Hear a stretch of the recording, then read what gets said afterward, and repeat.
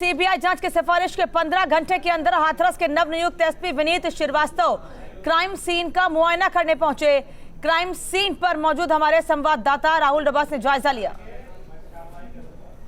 14 तारीख की सुबह यही वो जगह है जहां पर निर्भया के साथ, जी हां, हाथरस की निर्भया के साथ दरिंदगी हुई थी।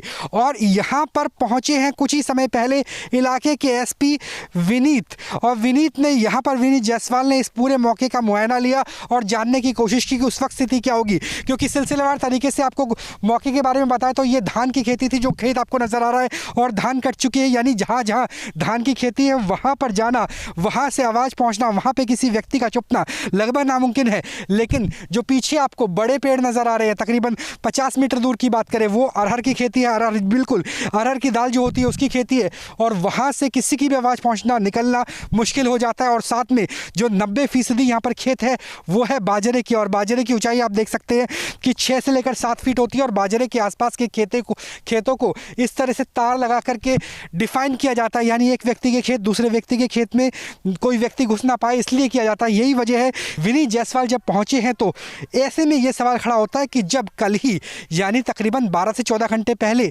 यूपी सरकार ने कहा है कि सीबीआई जांच होनी चाहिए, उसकी सिफारिश की है, ऐसे में इलाके के एसपी क्यों पहुंचते? क्योंकि इससे पहले जो एसपी थे वो इसी मामले में सस्पेंड हो चुके हैं। एसआईटी की जांच चल रही है, एसआईटी पीड़िता के पिता का बयान ले रही है, और ऐसे में एसपी का यहाँ पहुंचना, विनीत जायसवाल की बात करें, वो शामली में इससे पहले पोस्टेड थे, उनका जो ट्रैक रिकॉर्ड है वो बेहद उम्दा है। और जो उनके करीबी लोग हैं उनका कहना होता है कि जहां वो जाते हैं, खासकर क्राइम सीन पे जाते हैं, तो समझ जाते हैं कि स्थिति हुई क्या थी।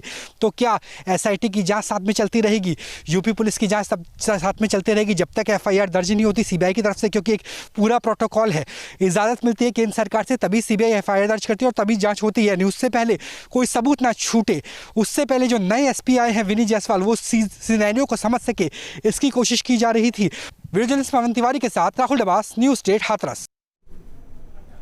हाथरस हत्याकांड की भले ही सीबीआई जांच की सिफारिश की गई हो, लेकिन एसआईटी की जांच अभी भी जारी है। एसआईटी के मुताबिक सीबीआई की जांच अपनी जगह, लेकिन उन्हें 7 दिनों के अंदर अपनी रिपोर्ट देनी है। जायजा लिया संवाददाता राहुल डबास ने।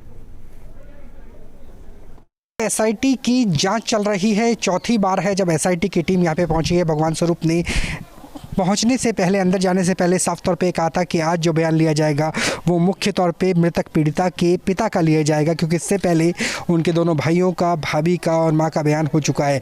एसआईटी ने परसों ही प्राइमा फेसी अपनी रिपोर्ट भेजी थी, जिसके आधार पर 5 पुलिसकर्मियों को सस्पेंड किया गया था। बीते कई घंटों से पूछताछ चल रही है और उम्मीद है कि पूछताछ लंबी चल सकती है। इसके पीछे वजह यह है कि कल जिस तरीके से 2 अधिकारी आए थे, जिसमें डीजीपी ने कहा था कि अगर एसआईटी पर दोबारा से कोई बयान देना चाहे तो दिया जा सकता है, तो ये भी एक सवाल है कि क्या, जैसे अवनीश अवस्थी ने कहा था कि आप चाहें तो दोबारा बयान दे सकते हैं, यानी जो दबाव बनाया गया था डीएम की तरफ से, अगर आप बयान बदलते हैं तो आपके ऊपर भी कार्रवाई हो सकती है, हम भी चीज़ें बदल सकते हैं।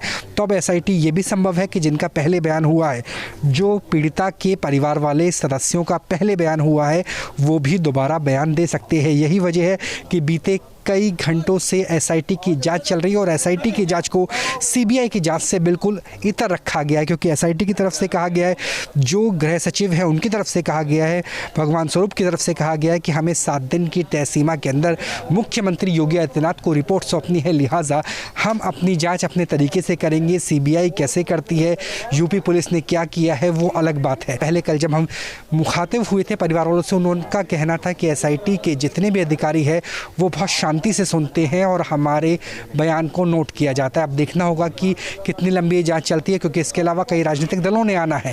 वीडियो जर्नलिस्ट पवन तिवारी के साथ राहुल डबास, न्यूज़ स्टेट हाथरस।